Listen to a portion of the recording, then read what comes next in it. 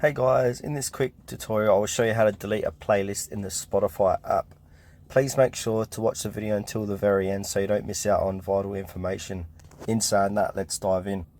Okay, first things first, head over to your Play or App Store, search for Spotify, and then make sure Spotify is updated to the latest version so all parts of this tutorial will work.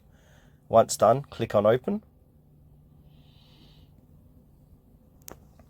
Head down and click into your library, and there is the list of all of your playlists. To delete a playlist, just click and hold on to any playlist like so. More settings will appear, and then click on the delete playlist button there. Click on delete, and there you go. That's how to delete a playlist on Spotify. Thanks for watching this video until the very end. Please consider to like the video and subscribe to our channel if you found this tutorial helpful.